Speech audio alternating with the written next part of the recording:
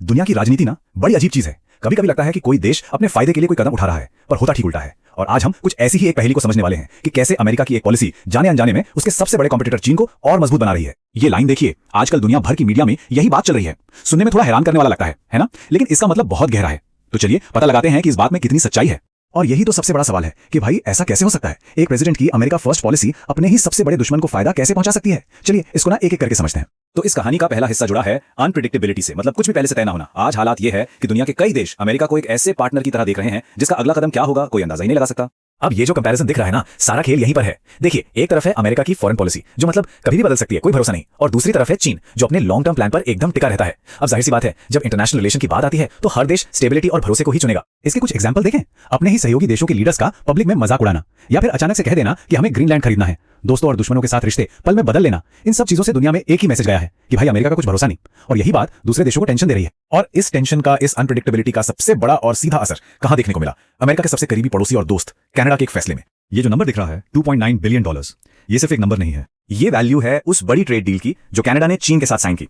और ये फैसला इसलिए भी हैरान करने वाला था क्योंकि उस वक्त कनाडा और चीन के रिलेशन कुछ ठीक नहीं चल रहे थे। तो मतलब साफ है, ये सिर्फ एक ट्रेड डील नहीं थी, ये एक बहुत बड़ा जियोपॉलिटिकल सिग्नल। और उस सिग्नल का मतलब क्या था? ये जब अमेरिका का सबसे करीबी पड़ोसी ये कह दे कि उसे अमेरिका से ज्यादा चीन प्रेडिक्टेबल लगता है, तो समझ लीजिए कि इंटरनेशनल पॉलिटिक्स में ये कोई छोटी मोटी बात नहीं है। ये स्टेटमेंट सीधा सीधा अमेरिका की पॉलिसी पर एक कमेंट था। अब सवाल यह है कि कनाडा के इस एक कदम पर अमेरिका में इतना बवाल क्यों मचा, इतना गुस्सा क्यों?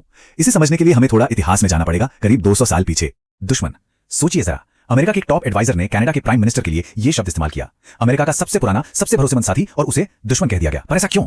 मतलब एक ट्रेड डील पर इतना तीखा रिएक्शन, इसका जवाब छिपा है अमेरिका की एक बहुत पुरानी फॉरेन पॉलिसी में जो आज भी उनकी सोच का एक बड़ा हिस्सा है। इसे कहते हैं द मॉनरो डॉक्ट्रिन। अब देखिए, ये 1823 का सिद्धांत है, लेकिन आज भी अमेरिकी पॉलिसी को कितना इंपैक्ट करता है। सिंपल शब्दों में इसका मतलब है कि पूरे वेस्टर्न हेमिस्फीयर में, मतलब नॉर्थ और साउथ अमेरिका में, किसी भी बाहरी ताकत का दखल बर्दाश्त नहीं किया जाएगा। इस सिद्धांत के हिसाब से पूरा का पूरा अमेरिकी कॉन्टिनेंट, जिसमें कनाडा भी आता है, वो अमेरिका का स्फीयर ऑफ इन्फ्लुएंस है, उनका प्रभाव क्षेत्र। तो जाहिर है, जब चीन जैसी कोई ताकत इस इलाके में अपना असर बढ़ाती है तो वॉशिंगटन में बैठे कुछ लोगों को ये अपनी सिक्योरिटी पर सीधा हमला लगता है। तो क्या कनाडा का ये मूव सिर्फ एक अकेली घटना है, या फिर ये किसी बड़े बदलाव, एक नए वर्ल्ड ऑर्डर की तरफ इशारा कर रहा है? चलिए अब जरा बिग पिक्चर को देखते हैं। और चीन इस मौके का पूरा फायदा उठा रहा है।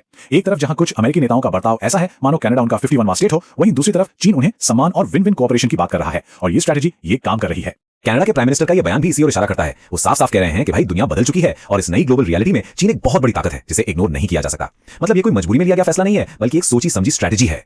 और ये कहानी सिर्फ कनाडा तक ही सीमित नहीं है। दुनिया के कई और देश भी अमेरिका की इस अनिश्चितता से खुद को डी रिस्क कर रहे हैं, मतलब अपनी निर्भरता कम कर रहे हैं। जैसे भारत यूरोपियन यूनियन के साथ एक नई ट्रेड डील कर रहा है। इसका असर यह हो सकता है कि मिलिट्री के लिहाज से अमेरिका भले ही मजबूत बना रहे, पर दुनिया में वो अकेला पड़ता जाए। तो घूम फिरकर हम वापस उसी सवाल पर आ जाते हैं, क्या हम वाकई एक ऐसी नई दुनिया देख रहे हैं जहां अमेरिका पर भरोसा कम हो रहा है और चीन बड़ी स्मार्टली उस खाली जगह को भर रहा है?